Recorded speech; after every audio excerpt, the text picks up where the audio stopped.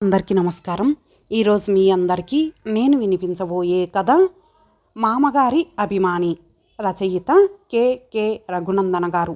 ఇక కథలోకి వెళితే, ఒక్కసారిగా నిర్విణ్ణుడైనాడు శ్రీపతి.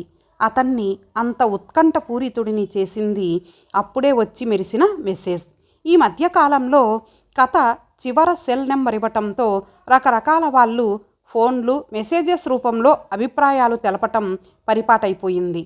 ఒక మహిళా పాఠకురాలి నుంచి వచ్చిన మొదటి మెసేజ్ ఇదే. తిరిగి జవాబియడం ధర్మమని చెప్పి నా కథ చదివినందుకు థ్యాంక్స్. ఇంతకీ మీరేం చేస్తున్నారు, ఎక్కడుంటున్నారు అని అడిగాడు. నాది విశాఖ. ప్రస్తుతం జాబ్ చేస్తున్నా. మా వారికి దూరంగా ఉంటున్నా. పిల్లలు లేరు. ఒంటరిగా గడుపుతున్నా. మీ వంటి వారి కథలు చదివి ఆనందించటం నా హాబీ అని జవాబిచ్చింది. అరే, చాలా విచారంగా ఉంది. మీరు ఒంటరి అని తెలిసి మీకెప్పుడైనా ఫోన్ లేదా మెసేజ్ చేయొచ్చా? ఆసక్తిగా మెసేజ్ ఇచ్చాడు. ఫోన్లొద్దులేండి, మెసేజెస్ నాకు ఇష్టం. ఎప్పుడైనా చేయొచ్చు. సరే, మళ్ళా ఏమైనా కథలు పడితే మెసేజ్ ఇవ్వండి. వెంటనే పుస్తకం కొని చదువుతా ఉంటా అని ఆపేసింది. శ్రీపతి మనసంతా ఉల్లాసం, ఉద్విగ్నత వీరవిహారాలు చేశాయి. ఇంతకాలం ఎందరో అభిమానులు తనకు అభినందనలు తెలిపినా సరే, కథ చదివి ఇలా చెప్పడమే కాక ప్రత్యేకంగా పరిచయం కోసం ప్రాకులాడే ఒక అమ్మాయి దొరకటం తన అదృష్టమే అనుకోవాలి. శ్రీవల్లి అందమైన పేరు. పదే పదే మనసులో అనుకున్నాడు శ్రీపతి. 50వ పడిలో పడ్డ తనను చూసేదెవరని, ఏదో రచయితగా పేరుండబట్టి ఆ మాత్రం గుర్తింపు ఉంది. ఇంతకీ ఈ శ్రీవల్లి అనే అమ్మాయి వయసులో ఉందా, లేక తనలా ముసలి ముతకా? అందమైనదా లేక వికారా? తెలుసుకోవాలని మనసు ఉబిల్లూరింది. మామయ్య గారు, మీకే బూస్ట్ ఇంకా త్రాగలేదా అన్న కోడలు పూర్ణ మాటలకు ఈ లోకంలోకొచ్చాడు శ్రీపతి. కోడలు అలా వెళ్ళగానే ఫోన్ అందుకున్నాడు. ఇంత సరసాలొలికించే కథలు రాసే మీ వయసు ఎంత? మీరు ఎక్కడుంటున్నారు? ఆ ప్రశ్నకు ఉలిక్కి పడ్డట్లయింది. ఎందుకంటే తన వయసు గాని చెబితే పరిచయానికి వెనకాడవచ్చు. కొన్ని సందర్భాల్లో చిన్న అబద్ధం చెప్పినా తప్పు లేదంటారు. అందుకే 35 అని, ఉండేది విశాఖ అని మెసేజ్ పెట్టాడు. మనం ఒకే ఊర్లో ఉండటం నా అదృష్టం. ఎప్పుడైనా కలిసే అవకాశం ఉంటుంది. తప్పకుండా కలుద్దాం. ఆ మంచి ముహూర్తం నేనే నిర్ణయిస్తా. వేచి ఉంటారని ఆశిస్తూ మీ అభిమాని శ్రీవల్లి. ఆ సందేశం శ్రీపతిని ఆనంద డోలికల్లో ముంచెత్తింది. అయితే శ్రీవల్లి రూపం ఎలాగుంటుందోనని ఒకటే తహతహ. ఒకవేళ ఆమె ఏమీ బాగోని రూపమైతే తను పరిచయం పెంచుకోగలడా? దానికేముంది, అక్కడితో ఆపేయవచ్చు. ముందే ఎలాగుంటావని అడిగితే మొదటే ఆ అమ్మాయి స్నేహాన్ని కత్తిరించవచ్చు. అయితే తప్పకుండా కలుద్దాం. మీరెక్కడికి రమ్మంటే అక్కడికొస్తా. మీ పరిచయం నా అదృష్టం. Thank you. అసలు మీ బిగి కౌగిలి కథకు నేపథ్యం తెలుసుకోవాలని ఉంది. ఈ తరానికి బిగి కౌగిలిలోని మాధుర్యం తెలియదని భార్యాభర్తలు బిగిగా కౌగిలించుకునే అంత సమయాన్ని కేటాయించడానికి మొగ్గు చూపించడం లేదని, ఆర్థికమైన విషయాలకు ప్రాధాన్యమిస్తున్నారని చెబుతూనే అదరామృతం జుర్రుకోవడం కూడా జత చేయడం నాకు నచ్చింది అన్న వాక్యాలు 2 మెసేజుల్లా పంపింది. ఆహా, ఈ అమ్మాయికి సరస కథలంటే మహామోజుగా ఉన్నట్లుంది. ఇలాటప్పుడే లైన్లో పెట్టాలి అనుకుంటూనే మరికొంత అడుగు వేసి చిలిపిగా వాక్యాలు రాసి పంపాడు. ఆమె కూడా అదే రీతిలో స్పందించింది. అలా అరగంట చాట్ చేశాక అట్నుంచి ఆగిపోయాయి. మనసంతా ఒకటే గమ్మత్తైన అలికిడి. అంతలోనే, ఏమండి, ఏమిటి చేస్తున్నారట? ఇంకా పడుకోరా ఏమిటి? టీవీలో మీకు ఇష్టమైన సీరియల్ చూడ్డానికి వస్తారు అనుకుంటే ఇక్కడ సెల్ పట్టుకొని కూర్చున్నారేంటి అని తన వైపే వస్తున్న భార్య నీలాంబరి వైపు చూస్తూనే ఉలిక్కి పడ్డాడు శ్రీపతి. ఫోన్ జేబులోకి తోసేశాడు. అబ్బే, ఏం లేదులే, నెట్లో ఏదో కథ చదువుతున్నా అనేశాడు శ్రీపతి. 10 గంటలైనాక తప్పనిసరిగా పక్క ఎక్కేస్తారు ఆ దంపతులు. వారి ముఖంలో మార్పులైతే వచ్చాయేమో తప్ప సరసాలకు మాత్రం కొదువలేదని చెప్పటంలో అతిశయోక్తి లేదు. కానీ ఆ రోజు మాత్రం భర్త శ్రీపతి సెల్లో చిన్న శబ్దం రావడంతోనే గబాలున తనను వదిలేసి మరీ లేవడం, ఏదో మంచినీళ్లు త్రాగడానికన్నట్లుగా వెళ్ళి సెల్ కెలుక్కోవడం ఆమెను నివ్వెరపరిచింది. అలా 5-6 సార్లు జరిగినా కిమ్మనకుండా ఉదాసీనం వహించింది. ఆ పిదప వచ్చిన భర్త తన వైపు తిరగకుండా అటువైపు తిరిగి పవలించడంతో చికాకనిపించింది. అలిగి తను కూడా మరోవైపుకి ఒత్తిగిలి పరుండిపోయింది నీలాంబరి. అత్తయ్య, ఇలా రండి, మీకో విషయం చెబుతా. మామగారు ఈ మధ్యన అదోలాగుంటున్నారు. ఇదివరకు ఫోన్ను పట్టించుకొని మనిషి ఇప్పుడు అదే ధ్యాసలో గడుపుతున్నారు. నాకేదో అనుమానంగా ఉంది అని నీలాంబరిని చావిడిలోకి తీసుకెళ్ళి పతివైపు చూపించింది పూర్ణ. లేదులే, ఆయనేదో నెట్టు చూసుకుంటున్నారేమో, పోనీ ఆయనేదో చేస్తే మనకెందుకట. నిన్న రాత్రి కూడా సెల్ పైనే దృష్టి పెట్టారు, పెద్దగా పట్టించుకోలేదులే అనేసింది సాదాసీదాగా. అయ్యో, మీరెంత అమాయకులండి. రోజులన్నీ ఒకేలాగుండవు. సరస కథకు బహుమతి ఇవ్వడమే కాక కథ చివర ఈయనగారి ఫోన్ నెంబర్ కూడా ఇచ్చారాయే. ఇక ఏ అమ్మడైనా సరే ఇట్టే బుట్టలో పడేసుకోవడానికి పథకం వేస్తే మన కొంప కొల్లేరైనట్లే. ఇక నుంచైనా జాగ్రత్తగా చూసుకోండి. మన బంగారం మంచిదనుకొని అశ్రద్ధ చేశారో పక్కదోవలు పట్టడం ఖాయం అని పెద్ద ఉపోద్ఘాతం ఇచ్చింది కోడలు పూర్ణ. అమ్మ, నువ్వు చెప్పింది నిజమే కావచ్చునేమో, కానీ ఎవరి నిజాయితీ వారికి ఉండాలి. ఎంతకని కాసుకొని కూర్చోగలం చెప్పు అన్నది అతి మామూలుగా నీలాంబరి. అత్తయ్య, మీకు ఎలా చెప్పాలో నాకు అర్థం కావటం లేదు. రహస్యంగా సాగినంతకాలం పర్వాలేదు. బట్టబయలైనప్పుడే చిక్కులన్నీ ముంచుకొస్తాయి. వాటిని విప్పటం బ్రహ్మతరం కాదు. ఇళ్ళ మీదకొచ్చి యుద్ధాలాడే ఘటాలను ఎంతోమందిని టీవీల్లో చూస్తున్నాం. పైగా మీడియా ఒకటి ఇదిగో పులంటే అదిగో తోకంటూ అదే పనిగా ప్రచారం చేస్తోంది. అదిగో చూడండి మామయ్య గారి ముసిముసి నవ్వులు. అంటే ఇదేదో అమ్మాయి వ్యవహారంలాగే తోస్తోంది. తర్వాత మీ ఇష్టం అనేసి చకచక వంటగదిలోకి నడిచింది పూర్ణ. అమ్మ, సరేలే కానీ అబ్బాయి దృష్టిలోకి ఈ సంగతి రానియకుమి. వాడసలే చెడ్డ కోపిష్టి. తెలిస్తే తండ్రి కొడుకుల నడుమ యుద్ధబేరి మ్రోగుతుంది. అయినా ఆయన వయసు 50 దాటింది. అటువంటి ఆలోచనలు బుర్రలోకి ఎందుకొస్తాయమ్మా? ఎదురడిగింది నీలాంబరి. సరే, ఒకసారి మీరు ఆయనగారి వైఖరి గమనించండి. అసలు మిమ్మల్ని విడవకుండా మాటిమాటికి పిలిచే ఆయన నిన్నట్నుంచి మీ వైపైనా చూస్తున్నారా అని కోడలు పూర్ణ అనేసరికి ఒక్కసారి ఆలోచనలో పడింది నీలాంబరి. అవును, నిజమే సుమా. పొద్దస్తమానం నా పక్కనే తచ్చాడేవారు. ఇప్పుడు మాత్రం సెల్తోనే కాపురం చేస్తున్నట్లుంది. ఉండు, ఈయనకు ఇలా కాదు. నా జాగ్రత్తలో నేనుంటాలే. చిన్నదానివైనా ఎందుకు చెప్పావో అని లేచి భర్త ఉన్న చోటికి నడిచింది.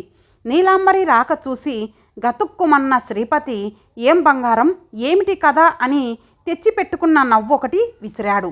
మీకు నేనిప్పుడు ఇత్తడేగా, వేరే బంగారాలు మీ కళ్ళబడుతుంటే మేం ఆనుతామా అని వ్యంగ్యంగా పలికింది.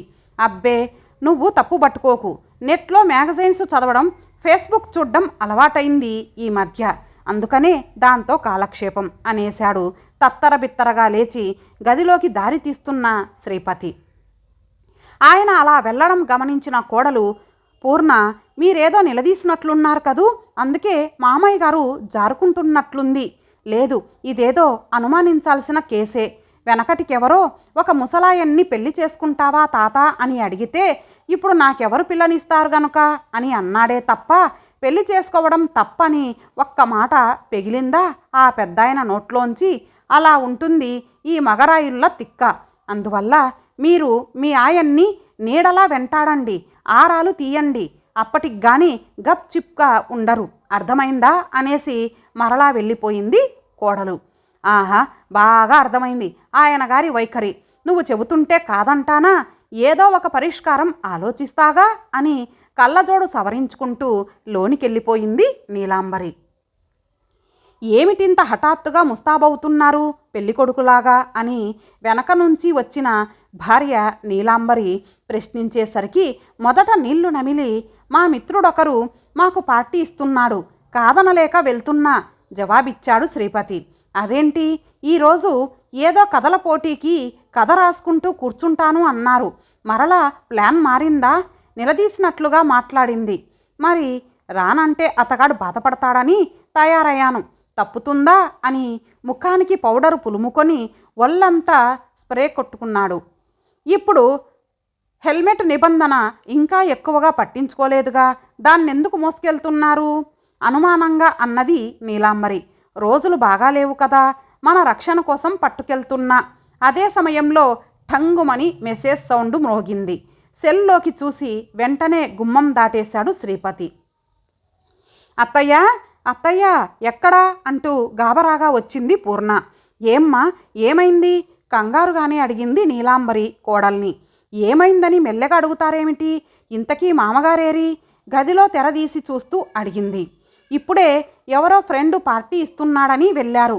అప్పుడే ఆయన కట్టుకథ అల్లేయడము, మీరది నమ్మేయడము. బాగుంది వరస, నోటి మీద చెయ్యేసుకుంది పూర్ణ. చెట్టంత మనిషి చెబుతుంటే నమ్మకుండా ఎలా ఉండడం? అయితే ఏది చెబితే అది నమ్మేయడమేనా? ఇదిగో చూడండి, మామగారు బాత్రూంలోకి వెళ్ళినప్పుడు ఆయన సెల్ కెలికి చూశాను. కొన్ని మెసేజెస్ నా సెల్లోకి ఫార్వర్డ్ చేశాను.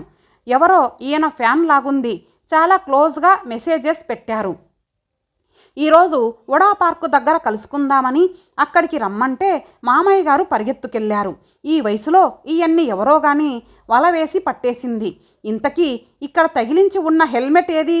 అదాటుగా గోడవైపుకి చూసి అడిగింది పూర్ణ. పట్టుకెళ్ళినట్లు చెప్పింది నీలాంబరి. ఆహా, గొప్పగా టోపీ వేశారత్తయ్యా మీకు. హెల్మెట్ నిబంధన లేనప్పుడు పట్టుకెళ్లాల్సిన అవసరం ఏమొచ్చిందో నే చెబుతా. దాన్ని పెట్టుకొని ఆ అమ్మడిని వెనకాల ఎక్కించుకుంటే ఎవరూ గుర్తుపట్టలేరు, ఏ ఒక్కరికి అనుమానం రాదు కూడా. అది ఆయన ప్లాన్ అని అప్పుడు పూర్ణ అత్తగారికి ఒక 20 దాకా మెసేజెస్ చూపించి బయటకు చదివి వినిపించింది. చూశారా, ఇప్పుడెవరో కొత్త భామ పరిచయం అయ్యేసరికి అగ్నిసాక్షిగా పెళ్లాడిన మిమ్మల్ని పక్కకు నెట్టేయాలని చూస్తున్నారు. మీ అబ్బాయి కంపెనీ పని మీద విదేశాలకు వెళ్ళబట్టి ఈయన మరీ పురి విప్పేశారు. వెంటనే మేల్కోండి అనడంతోనే కొద్దిగా పౌరుషపడుతూ ఆయన రాని నేనే తేల్చుకుంటా, నేను ముఖ్యమో అది ముఖ్యమో అని అగ్గగ్గలాడుతూ గదిలోకి వెళ్ళిపోయింది నీలాంబరి. పూర్ణ తన మానాన తాను నవ్వుకుంటూ వెళ్ళిపోయింది. మామగారు వచ్చాక జరగబోయే సన్నివేశం ఎంత రంజుగా ఉండేది అంచనా వేసుకోసాగింది. అలా కొన్ని గంటలు గడిచాక రాత్రి 8 గంటలకు ఇల్లు చేరాడు శ్రీపతి. బైకు దిగి సరాసరి గదిలోకెళ్ళేసరికి వెంటనే తలుపు మూసేయడం కనిపించింది పూర్ణకు. ఇక యుద్ధం మొదలవడం ఖాయం. అత్తగారికి కోపమంటూ రాదు, కానీ వస్తే మరి ఆపలేమన్నది తనకు తెలుసు. కాపురానికి వచ్చిన కొత్తలో డాబా మీద కుంకుళ్ళు ఎండబెట్టి తాను నిద్రలో జారిపోయింది. ఎప్పుడొచ్చిందో కానీ పాడు వర్షం మొత్తం తడిసి ముద్దయిపోయాయి. నొరగంతా క్రిందకు కారిపోయింది. అంతే, అంత మొద్దు నిద్రేమిటంటూ ఎగిరిపోయారావిడ. తను చేసిన తప్పుకే అలా వీరావతారం ఎత్తితే సాక్షాత్తు మొగుడు ఇంకో పరాయి పిల్ల కోసం తాపత్రయపడితే సహించగలదా? ఈరోజు మామయ్య గారికి దరువు తప్పదు అనుకుంది. లోపల ఏం జరుగుతోందో తెలియటం లేదు, కానీ ఎప్పుడూ ఈ సమయంలో ఇంతసేపు తలుపులు మూసి ఉంచడం తను ఎరుగదు. ఆ రాత్రి భోజనాల దగ్గర మామగారు ముభావంగానే అన్నం తిని లేవడంలోనే గదిలో ఘాటైన డోసే పడిందన్నది నిజమని గ్రహించింది పూర్ణ. అత్తయ్య గారు, సక్సెసా? నేను మీకు ఉప్పందించానని చెప్పకండేం, తెలిస్తే నా మీద కారాలు మిరియాలు నూరే అవకాశం ఉంది అన్నది పూర్ణ. ఇంకా కొంత భాగమే అయింది, మిగతాది రాత్రికి. ఆయనేదో కట్టుకథలు అల్లబోతున్నారు, అవి నమ్మడానికి సిద్ధంగా ఉన్నాను అనుకున్నారు. తగవులోకి దారి తీస్తున్నారు. డోస్ ఇంకా చాలదని అనుకుంటున్నా అని ఒకటే కోపం ప్రదర్శించింది నీలాంబరి. మీరు ఇదే మాదిరిగా ఇచ్చారనుకోండి, ఇక ఈ జన్మలో మరే పరాయి పిల్ల ఊసు ఎత్తర్లేండి అని మరింత ఎగదోసింది పూర్ణ. ఉదయం అత్తమామలిద్దరూ బయటకొచ్చిన ఎడమొహం పెడమొహంలా ప్రవర్తిస్తుంటే ఇద్దరికీ బాగా ఘర్షణ జరిగి ఉంటుందని గ్రహించింది పూర్ణ. అత్తయ్య, ఇలా రండి, మామగారి మొహం చూస్తే మాడిపోయిన పెసరట్టులా ఉంది. మీరేమైనా గట్టిగా దెబ్బలాడారా? ఒకసారి అలా ఇస్తే కానీ దారిలోకి రారు అని కోడలు పూర్ణ చెబుతుంటే వెంటనే అందుకని, ఓ పట్టాన ఒప్పుకున్నారనా? గయ్యమంటూ లేచారు నా మీద. తనపై నమ్మకం లేదా అన్నారు, కానీ బలవంతంగా ఫోన్ లాక్కున్నా. అంతే, దొరికిపోయారు. మొత్తం అంతా కక్కితే కానీ వదల్లేదు. ఆ పరాయి పిల్లెవరో చెప్పమంటే తను ఇంతదాకా చూడనే లేదంటూ కాళ్ళ వేళ్ళ పడ్డారు. అయినా నేను కరగలేదంటే నమ్ము, నిప్పులు చెరిగాను అని ఆవేశంగా ఊగిపోతూ చెప్పింది నీలాంబరి. పోనీలే అంటూ అప్పుడే కరిగిపోకండి, మళ్ళా మగబుద్ధి ప్రదర్శిస్తారు. అరవకపోయినా సరే అప్పుడప్పుడు బుసకొడుతుండాలి, అదే మన ఆడాళ్ళకి రక్ష. మళ్ళా హితబోధ మొదలెట్టింది పూర్ణ. సరిగ్గా పక్క మీదకు వాలేసరికల్లా ఠంగుమంటూ మెసేజ్ శబ్దం. ఈసారి గబాలున్న సెల్ తమ్ తీసుకుంది నీలాంబరి. అదేంటి ఓపెన్ అవ్వడం లేదు? చిరాగ్గా అడిగింది. అయినా నీకెందుకు నా సెల్, సెక్యూరిటీ కోడ్ పెట్టుకున్నా భయంగానే అన్నాడు శ్రీపతి. లేదు, నేను చూడాల్సిందే, ఏది విప్పివ్వండి అని మరలా సెల్ భర్త చేతికి ఇచ్చింది. అతను నసుగుతూనే సీక్రెట్ కోడ్ కొట్టిచ్చాడు. మెసేజ్ బాక్స్ తెరచింది. అదేంటి అవన్నీ కెలుగుతున్నావు, ఇలాగీయి అని లాక్కోబోయాడు శ్రీపతి. ఉండండి చదువుతా, మీరు నా కోసం ఉడా పార్కుకు వచ్చి ఉంటారు. నా కోసం ఎంతో ఆసక్తిగా ప్రేమగా వచ్చినా సరే నేను రాలేకపోయినందుకు ఎంతో విచారించా. సారీ, మిమ్మల్ని నిరాశపరిచినందుకు క్షమిస్తారనుకుంటా. మీ బిగి కౌగిలి కథలోలా మిమ్మల్ని ఓసారి చుట్టేయాలని ఉంది, కానీ ఆ యోగం ఎప్పుడుంటుందో తెలియదు. అది చదవగానే భర్త మొహంలోకి తీక్షణంగా చూస్తూ, అంటే మీకెవరో అమ్మాయి ఆశ పెట్టేసరికి మీరేమో ఎంచక్క ఆ మోజులో పడిపోయారన్నమాట. మరి నా మాట మన ముద్దు మురిపాలో? ఏయ్ బిగి కౌగిలి కథ నా స్పందన ప్రేరణతో మీరు రాసి 10,000 కొట్టేశారు. ఇప్పుడు ఎవరో అభిమాని పెట్టిన మెసేజ్కి పడిపోయి అటు దూకేస్తున్నారు. చూడండి, సరసాల కోసం ఎక్కడికో పోనవసరం లేదు.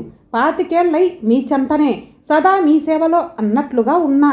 మీకేం కావాలో చెప్పండి, ఇచ్చేస్తా, అర్థమైందా అని భర్తని కౌగిల్లో బంధించి ఉక్కిరి బిక్కిరి చేసేసింది.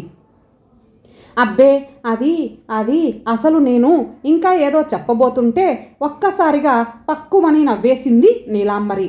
అదేంటి, నువ్వు సీరియస్గా నాపై అగ్గి మీద గుగ్గిలంలా విరుచుకు పడతావేమోనని అదిరిపోతున్నా. ఆ నవ్వులేంటి ఇంకా అదోలా అయోమయంగా చూస్తూ అన్నాడు శ్రీపతి. ఈ ఫోన్లో ప్రకారం జరిగిందంతా అక్షరాల నిజమే అయితే మిమ్మల్ని ఒక్క గుంజు గుంజేదాన్ని. మొదట నేను నమ్మేశా. ఇంకా వ్యవహారం ముదిరి పాకాన పడే సమయానికి తెర వెనుక దొంగ దొరికిపోయింది. అందుకే మనసు నిశ్చింత చేసుకొని మిమ్మల్ని తప్పుపట్టకుండా జాగ్రత్త పడ్డా. అయితే మీ మగబుద్ధిని మాత్రం పోనిచ్చుకోకుండా పరాంగణ అనేసరికి చంకలు గుద్దుకొని మరీ కుంటి సాకులు చెబుతూ ఊరేగారు అని ఆగి మరోసారి పక్కున నవ్వేసింది. ఏమిటో నువ్వు చెప్పింది ఒక్క పిసరు నాకు కొరుకుడు పడలేదు. సస్పెన్సుతో చంపక వివరంగా విప్పి చెప్పేయి అని ఉత్కంఠగా ఎదురు చూశాడు ఆమె నోట్లో నుంచి వచ్చే మాటల కోసం. ఆగండి మహాశయ, నిజంగా జరిగే ఉంటే నా కొంప కొల్లేరయ్యేది. మీకు ఎవరో అభిమాని దగ్గరవడానికి ప్రయత్నిస్తోందని, మిమ్మల్ని బుట్టలో వేసుకోవడానికి అట్టే సమయం పట్టదని, మేలుకోవాలని హెచ్చరిస్తే మిమ్మల్ని కనిపెట్టడం మొదలెట్టా. మీతో గొడవపడి మన మధ్య సరసం సన్నగిల్లి పక్కలు దూరం చేసుకుంటామేమోనని ఎదురు చూసిన సదరు శాల్తీ ఒకరోజు నాకు అడ్డంగా దొరికిపోయింది. కానీ నేను ఆ రహస్యం తెలుసుకున్నట్లుగా కనపడక మిమ్మల్ని ఇంకా అనుమానించి వెంటాడుతున్నట్లే నటించాను. మీరేమో అపరిచిత స్త్రీ ఇంకా లైన్లోకి రాలేదనే కారణం చేత ముఖం ముడుచుకున్న విషయం తెలియక మన నడుమ ఏదో జగడం జరిగిందని, మన మధ్య ఇంకా దుమారం రేగి ఎడమొహం పెడమొహం అయ్యామని అనుకుంటోంది అంది మరోసారి నవ్వుతూ. ఇక ఉగ్గబట్టుకోలేక అడిగేశాడు. ఆ శాల్తీ ఎవరో చెప్పి ఏడవచ్చుగా. ఏడవను, నవ్వుతాను. ఎందుకంటే ఆ శాల్తీ ఎవరో కాదు, సాక్షాత్తు మన కోడలే కాబట్టి. కోడలు పూర్ణ ఇలా ఎందుకు చేసిందట? ఉత్సుకత ఆపుకోలేక అడిగాడు శ్రీపతి. మన కోడలుగా ఇంట్లో అడుగు పెట్టే ముందే నాకు తెలిసింది ఆమె మా చెడ్డ అల్లరి పిల్లని. ఏదో ఒకలాగా సరదాగా ఏడిపించడం ఆమెకు సరదా అని అబ్బాయి ఇదివరకే చెప్పాడు, కానీ పెద్దగా పట్టించుకోలేదు. అయితే గడసరి పిల్లని అనుకుంది. కానీ తను ఒంటరిగా మన అబ్బాయితో రాత్రిపూట మాట్లాడుతున్నప్పుడు ఆ మైకంలో తను చేస్తున్న అల్లరి వ్యవహారమంతా అరటిపండు ఒలిచినట్లు విప్పి చెబుతుంటే నేను వినలేదనుకుంది. పాపం ఆమె సరదా నేనెందుకు కాదనాలని చెప్పి నేను అంతకంటే గొప్పగా నటించాను. అయినా మీ గురించి ఎవరెన్ని సృష్టించినా నమ్మే వెర్రిబాగల దాన్ని కాదుగా అని చిలిపిగా నవ్వుతూ తన శ్రీవారిని గాఢంగా హత్తుకుపోయింది. శ్రీపతి ఆ జవాబుకు అదే పనిగా నవ్వేసి, పాపం కోడలు పిల్ల వెర్రిబాగుల్దే, ఈ రహస్యం నీకు తెలియదనుకుంటోంది, చెబుతావా లేక ఇంకా సస్పెన్స్లో ఉంచుతావా సందేహంగా చూస్తూ అన్నాడు. కాకపోతే ఇంతకాలం మనల్ని తన అల్లరితో ఎలా ఏడిపించిందో ఇట్నుంచి నేను అలాగే నా అల్లరితో ఏడిపిస్తా, అది కూడా మన అబ్బాయి వచ్చేదాకానే. అంటే అప్పటిదాకా మనం ఎడమొహం పెడమొహం అన్నట్లుగా ఉండక తప్పదా? తప్పదు. మరి కోడలికి కూడా సరదాగా ఓ డోసు ఇవ్వద్దు? ఈ మామ కోడలు ఇద్దరి వైఖరి చూస్తుంటే మహా నవ్వొస్తోంది అని గుండె నిండుగా నవ్వేసింది నీలాంబరి. అదే సమయంలో మెసేజెస్ అడపాదడపా ఠంగుమంటూ శబ్దాలు చేస్తూనే ఉన్నాయి. కానీ వాటిని పట్టించుకోవడానికి వారిద్దరికీ ఇహపరాలు తెలియటం లేదు. అంతగా ఐక్యమైపోయారు. ఇంతటితో ఈ కథ సమాప్తం. మరలా మరొక మంచి కథతో కలుద్దాం. అంతవరకు సెలవు. నమస్తే.